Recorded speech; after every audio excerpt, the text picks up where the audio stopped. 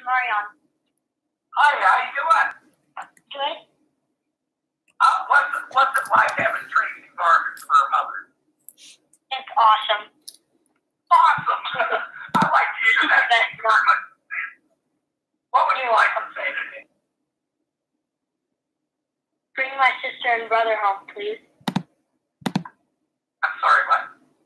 Bring my sister and brother here, please. Okay. Oh, God. Oh. I'm sorry. This is what I get to deal with. That's okay. I didn't know what to say. I don't either, Chris. Like, this is how DHS fucks people's families and lives up. They fuck us up for real.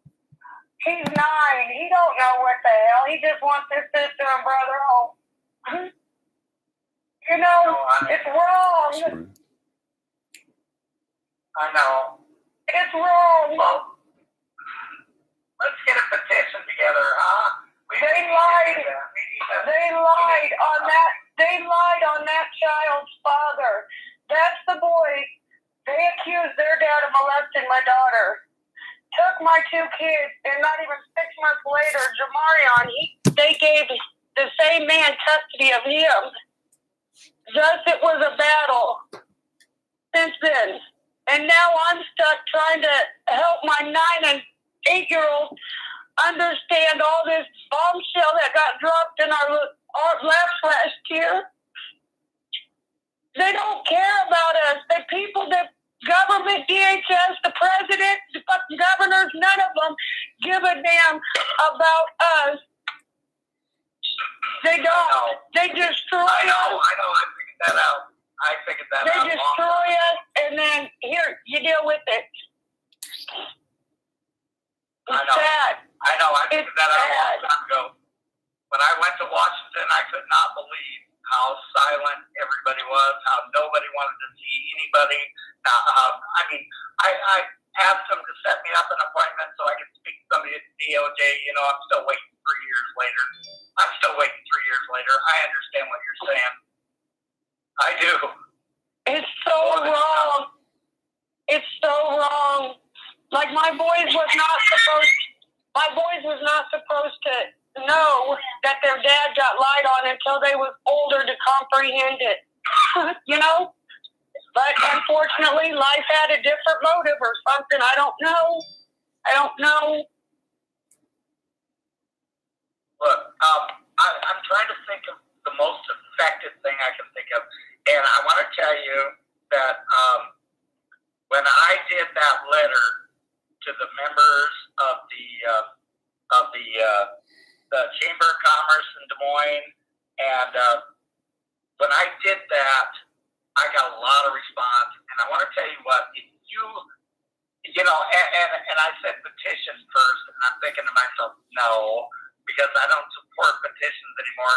Number one, they don't do any good. We've tried that route for 4 years. It's never worked. I'm just going to say it like this, honey.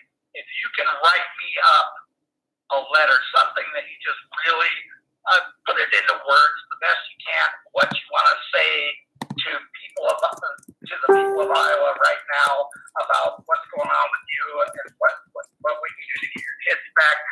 If you can put something like that together, I'll edit it for you. I'll post it, and I'll send it to some of those people at the Chamber of Commerce.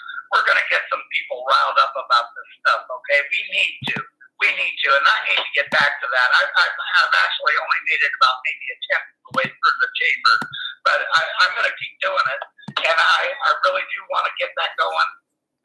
If you want to put something together, I'll go over it. I'll make sure it's not going to upset anybody or anything like that. I'll edit it for spelling and all that other stuff, grammar. If you'll put all that together for me and send it to me, I'll take care of it for you, and I'll make sure it gets out with my letter. You hear me? I sure will. I'll work on that tonight. I'll start on that tonight after the boys go to bed. Please do, and I swear to God, I will definitely do that because I've already been thinking about getting back to the chamber. So we're already on that page. So let's do it. Let's stick in a copy of your letter too, because at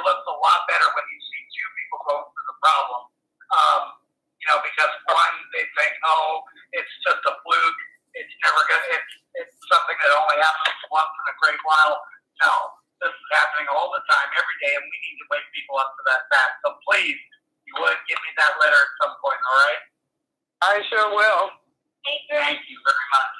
Yeah, is there anything else you want to say? Anything else you want to say at all? Only thing I got to say is, people, hold your kids tight if you still have them, and don't ever think that you're invisible, because you're not. I guarantee you, you're not. Promise, you're not. And don't ever say what won't happen to you, because it will. Never in a million years did I dream that I would be attached to a national news story. The worst case of child abuse in Iowa history did I ever think I would be at any parts of, or my children. So don't think it won't happen to you, because it will. I'm sorry, honey. Wow. That's all I gotta say is wow. If you want to stay on the line, go ahead. Yeah, I'll stay on the line. Stay on the line. I'll bring some more people in. We'll talk about this and some more stuff. Okay. Next caller I got has been here 14 minutes. 0842. You're on the air with us. Who I got? Hey, Chris, this is Daniel and Christina Mooney. Hi, guys. How you doing? New Mexico. How's it going? Yeah, we're doing good. All right. How's it going with your case? I want to hear some stuff. I want to hear an update. So we had court yesterday. One of Daniel's charges got dropped from the first time he got arrested because the officer didn't show him. Yes. Yeah. The other two cases that we have, which are pretty much like the possession of paraphernalia, and they're trying to accuse us of intent to distribute and stuff like that, that's all still going to district court. Okay. So what are the charges that are left? Just the paraphernalia stuff, or what? Yeah, well, we have those, plus I have the other two files for assault with a deadly weapon and false imprisonment. So I'm just looking for my court date from district, which it's been about 3 weeks and I still haven't heard anything. Oh, God. Now, this is in district court in New Mexico, is that correct? Yes, it will be. All right. Well, needless to say, I believe that we need to make a few more little phone calls. Assault with a deadly weapon.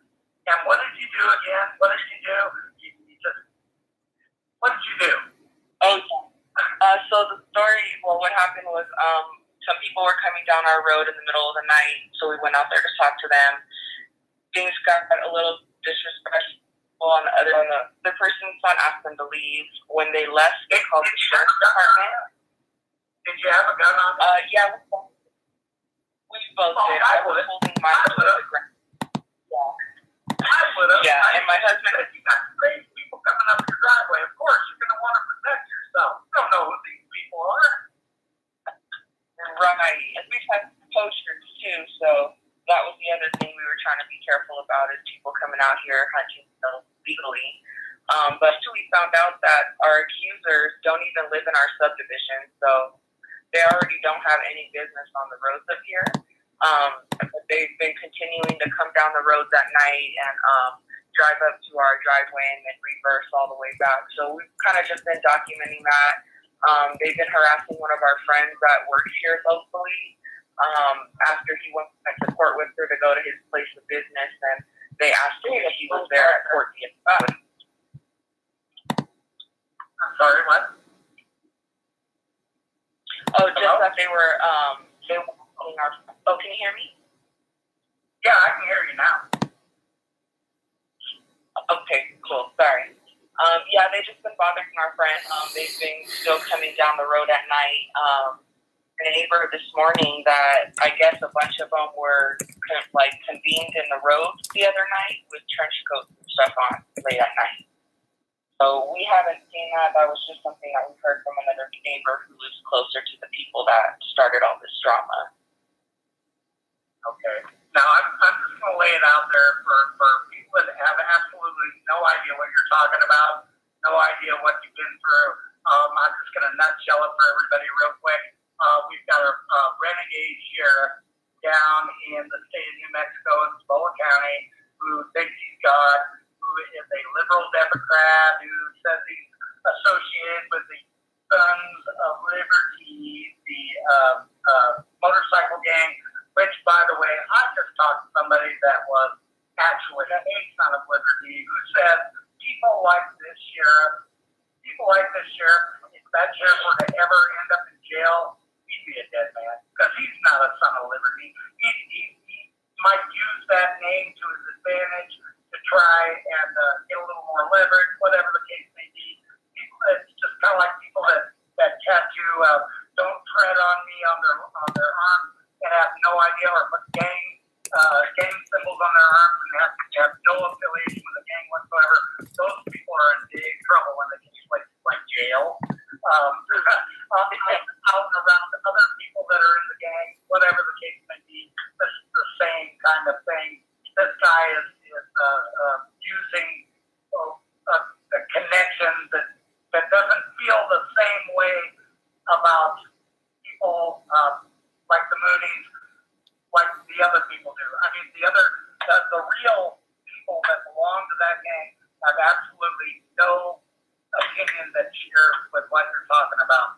And these people, the neighbors have been reporting them to the sheriff, and the sheriff said, now if we're going to go out there and take people out or do whatever it is that we have to do to scare them off, whatever it takes. Come on, you don't need to take on them out like that. Huh? Oh, I'm sorry. Was that something you said there? I'm sorry. That wasn't me. I'm not sure who that was. Oh, okay. Christine, are you still with us?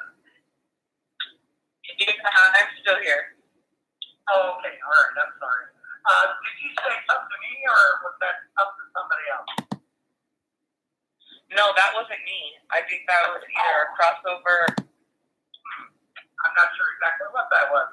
Okay. Well, essentially what we're talking about is you've been arrested on bogus charges. They're trying to scare you. They're trying to get you out of the neighborhood, whatever the case may be, the neighborhood being a mountain. I mean, gee, if you don't have enough space on the mountain, I don't know what to tell you.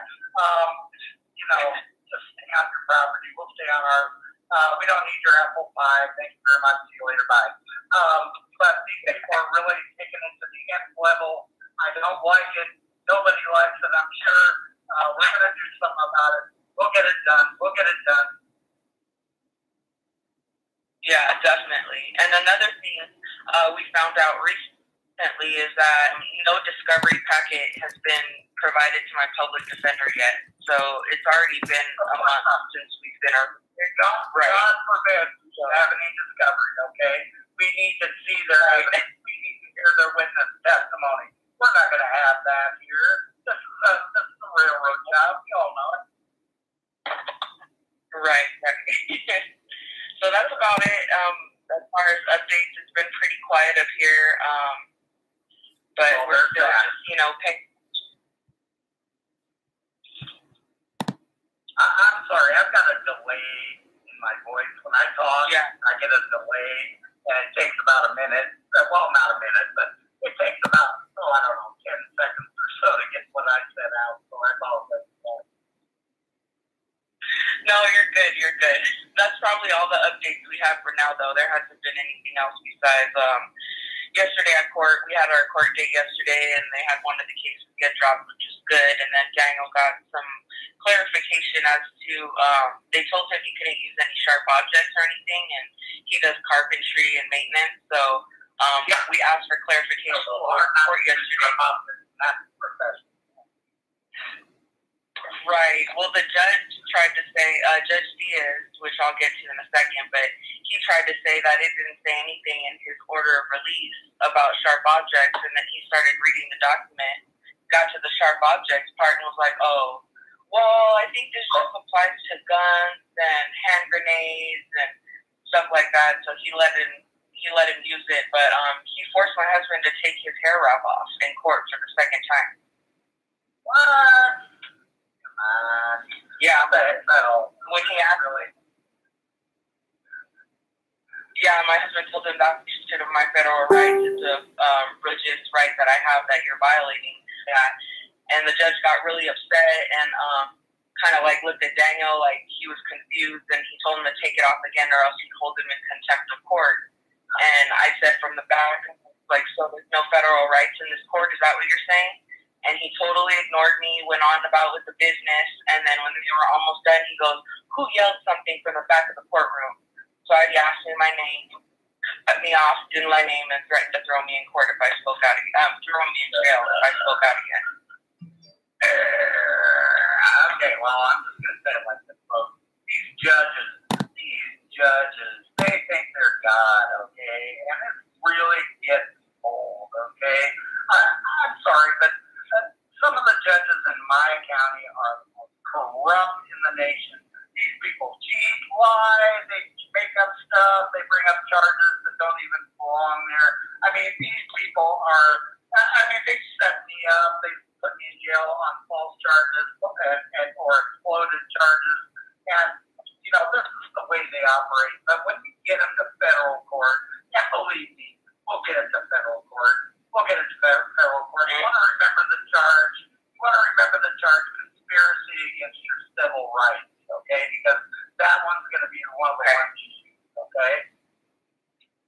Got it. Yeah.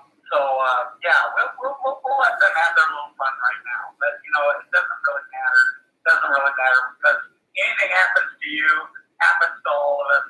And by God, we're going to be there standing behind you no matter what. Go to jail, I'm going to be right there waiting for it to happen because I can't wait to put these people on the air. We'll put them on the air.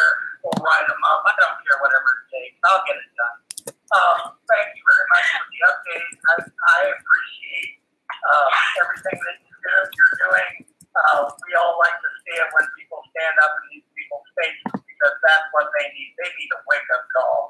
And one of those wake-up calls is we're gonna come back. We're gonna come back and we're gonna take this time and go with it if we have to. So go ahead and have your little fun for now. We'll be back. All right. Why don't you move? You stay right where you're sitting. We're gonna bring in another person that's been here. Let's see, about 22 minutes now. They want to speak to me right now, so we're gonna bring them in. The last four of your number are 1659. 1659. You are on the air.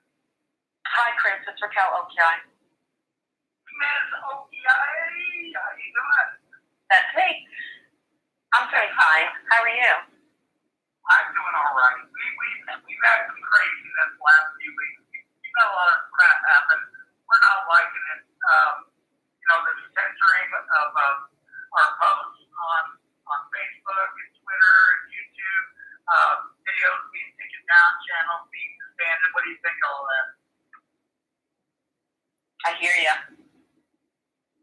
I do want to make a comment about particularly CPS cases in a general sense, and I want to let the listeners know where I'm coming from so that I'm not talking from off the top of my head, but this is something that these conclusions that I've come to is over 6-year investigation into CPS. I have a bachelor's degree from St. John's University, criminal justice. Criminal justice was my field. I graduated with honors. I was the president of the Honor Society. I participated on the mock trial team and academic team in which we competed all over the country. We had a very good learning experience as far as how the trials work, basically.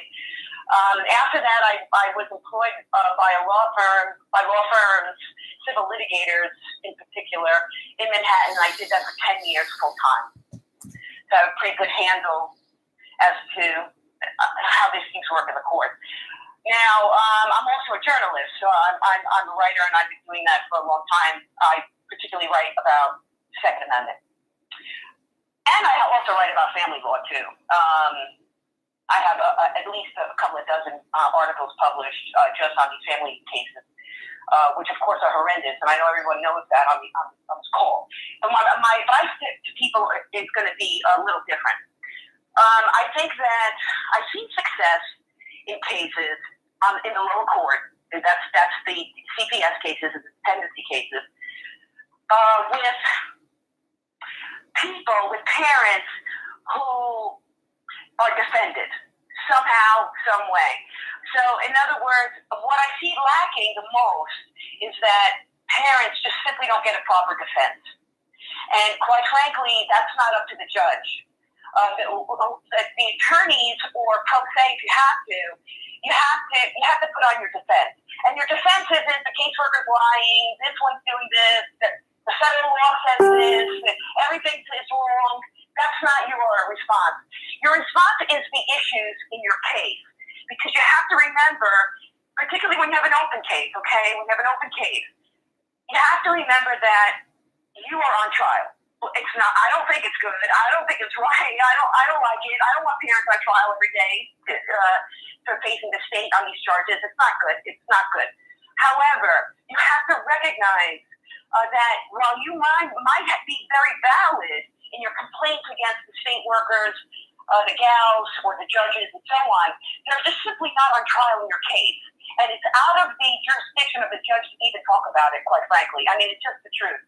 When you come to a court's judge, a judge's courtroom, it's his courtroom, good, bad, or ugly, but it is. And you got to follow his rules. And that's just the way it is. I didn't make up these rules. It's just the way it is. So I've seen success as long as a parent, you got to stay focused on your case. You got to win it first. Then go fight everybody else. Okay? Then go fight the world. I got no problem with that. Go, notify the public, do everything that you're doing, and that's all fine and dandy. But while you're involved in your case, in your instant case, you need to focus on the elements of your case. So how do you do that? Well, you take out the petition, the complaint they have against you, and you go word by word, line by line. What is it that they said you did? What's the truth? And your third column is to prove it.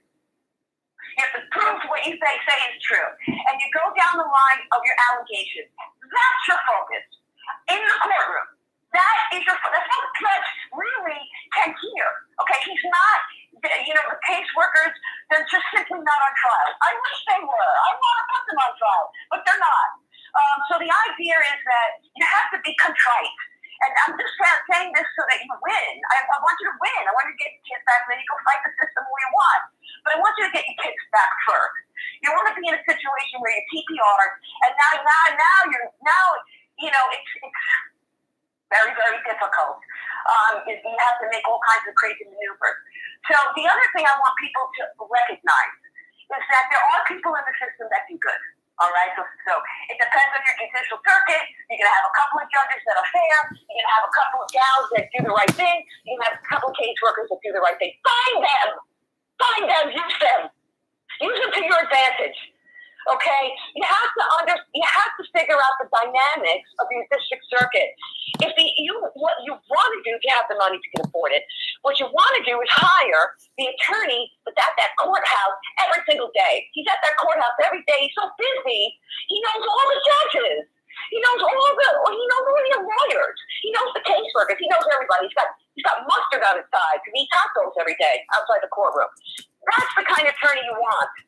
You want the attorney that knows the game. Sorry, I know it's a game, and I know it's not fair. But you have to address your case and the case against you because you are on trial. And you use all of these players to your advantage if you can. If they're lying and they're, making crap up, which I know they do, and they make up shit out of thin air, there will be an opportunity as long as you get your dependency trial. You don't waive your right to trial. Do not waive your right to trial. The case is very, very important, too. As soon as the case opens up, the game is that they want you to sign the case plan. They want you to concede that you did something wrong and you need the state's help. The second, and that's untrue. Then they say, if you sign the case plan, we'll give you your kids back. Just sign. They shove it in your face. The lawyers do it too. Just sign the case plan. Just sign the case plan. Just do it. And the parents are scared. They just want to get their kids back, right? So they sign the case plan. Well, once you sign that case plan, you have waived your right to a dependency trial, and you have it's not necessarily a guilty plea, but it's implied. It's implied. So what happens next is a whole different ballgame, because now the state doesn't have to prove the original allegations in the complaint or the petition, whatever it's called in your state. What they have to do is they just have to prove, in some instances, it depends on your state laws, but like, for instance, in the state of Florida, if you do not complete your case plan, that is grounds for TPR under Florida law. So there's a few things going on here. You have to look up the statutes in your state. Okay, they usually include a chapter. It's many pages. It defines all the words they use. It tells you what the laws are, and you have to study it. You got to go look at it. You got to read it word for word. And while you're reading it, you're identifying what went wrong. What did they do wrong? Now, why do you need that? Well, that's for your personal knowledge. So now when you're discussing your case with your attorney, or you're discussing the case outside of court with somebody, anybody important, you know the law. So if the caseworker says, well, I think that you should just have, every time someone comes to your house and the kid's there, we have to do a background check. Your immediate answer is, take it up with the judge. You don't have to do what the caseworker says. You just don't. Take it up with the judge. Let the judge decide. They don't get to make these decisions, but they trick you. They make you think that they have a lot more power than they do. Okay? They have a lot of power. I know they do. But you can't let them have more power. You can't give them more power than they have. How do you do that? You know the law. You know the law. You do not agree to whatever they say because they're liars. So what happens is if you say, no, I didn't do these things, I don't think I need help with the state. If you want to, they have to like shit or get off the pot. They're going to have to file a petition on you, and you get to have a hearing and an arraignment. At that arraignment, you plead not guilty. Guess what? You're going to trial. You're going to trial, and the state has to prove their case. Now, during your dependency trial, the only thing that gets admitted into evidence, all that crap that the caseworkers bring up and all the nonsense they do behind the scenes, it's kind of like, of course it's relevant, but it's irrelevant to the court case.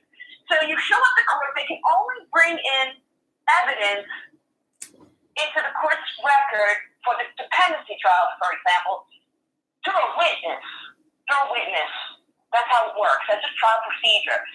So your attorney, don't forget, it is your right, will always have the opportunity to cross-examine the state's witness.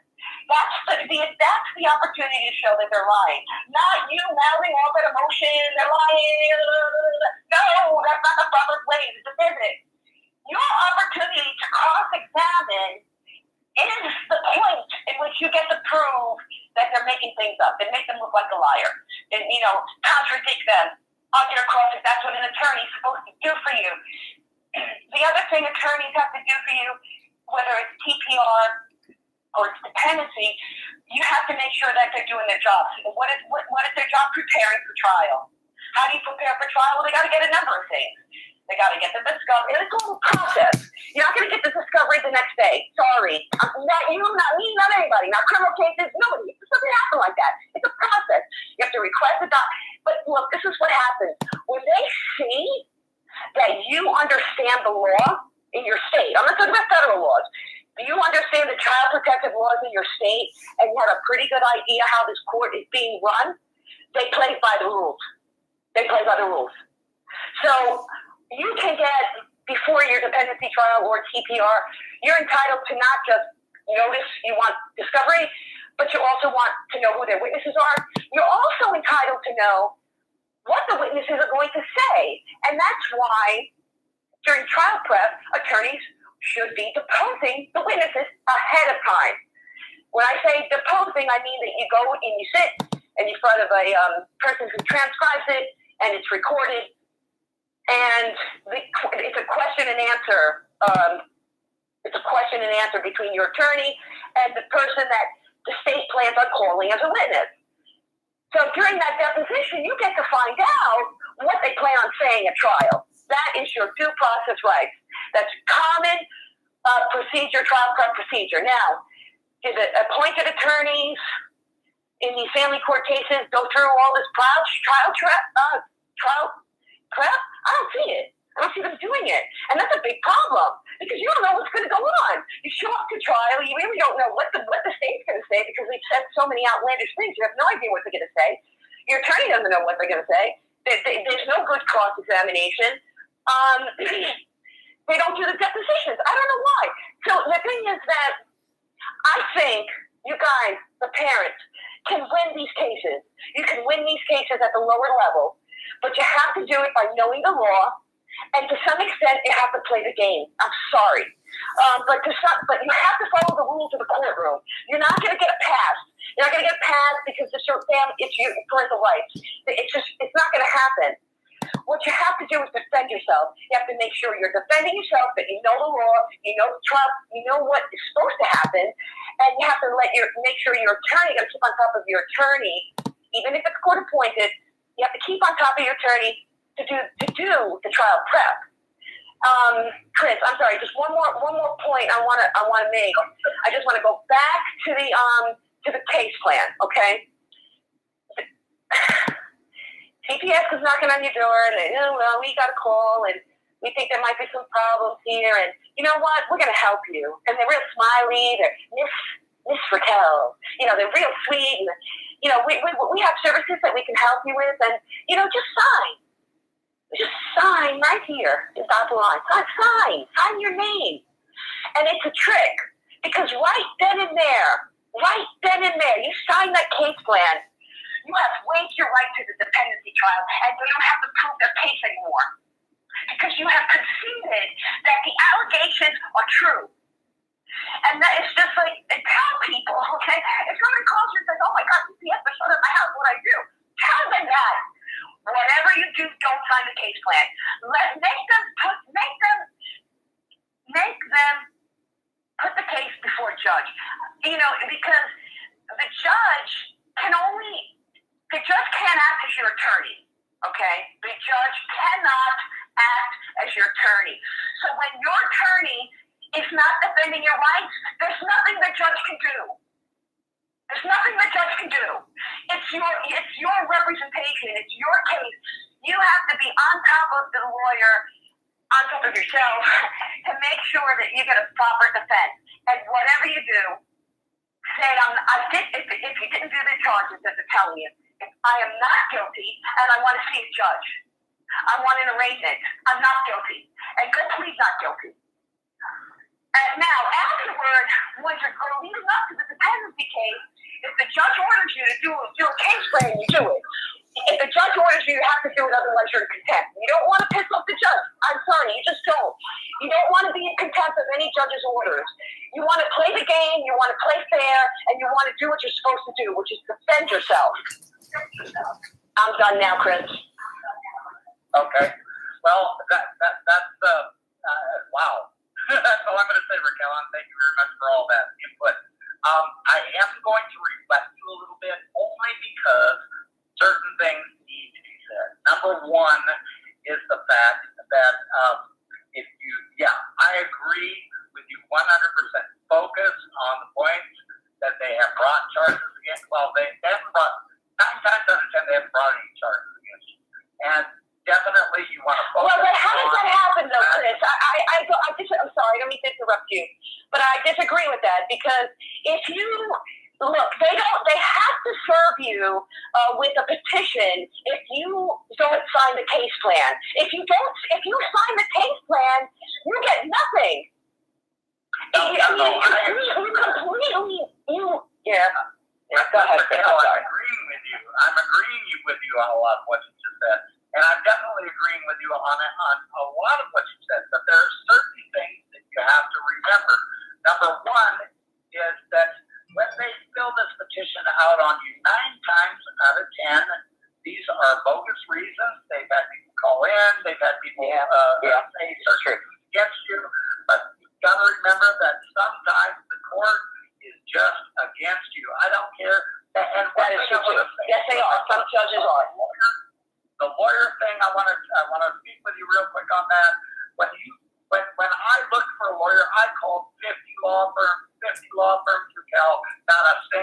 and take it. There's a reason for that. They don't want to dip into their own pocket.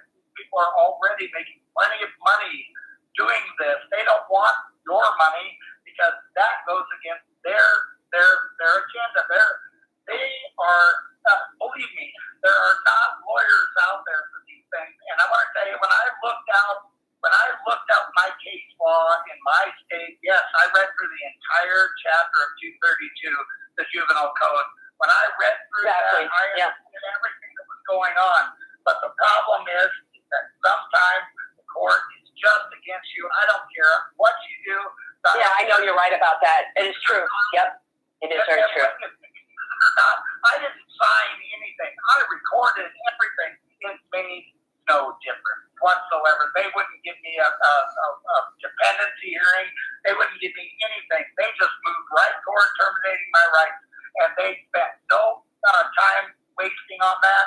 My attorney, my wife's attorney, did absolutely nothing but sit there and listen to the judge, rail-list, and listen to the witnesses. He didn't ever object. He never did anything that he was supposed to do, and you can't force them to do what they need to do. But you can sure was it court appointed? Did you hire him? Well, no, it was court appointed. We asked that person to get off of our case 4 times. 4 times we motioned for him to get off our case. He would not leave. And the judge, we got him off one time, and then we said, well, could we get another one for my wife? No, if we get another one, it's going to be the same one. Sometimes the judge is just crooked. That's all there is to it, and there's nothing you can do or say or change any of it because they're just against you, and there's nothing you can do. I'm going to say that this has happened to an awful lot of people out there. There are a lot of people out there that get taken advantage of because they don't know the law, they don't know what they're doing. And yes, I was a paralegal myself, and I couldn't believe the atrocities I saw that got done. But these people have confidentiality, they have everything, they have to hide it. There's nothing you can do sometimes. Sometimes, I'm just going to say it like that. I agree. No, yeah, I know. I hear you. That is absolutely true. Yeah. So I signed no case plan. I did nothing. And they just moved right toward terminating my rights. They didn't care. They just wanted me to play ball. If I didn't want to play ball, well, then screw you. And we'll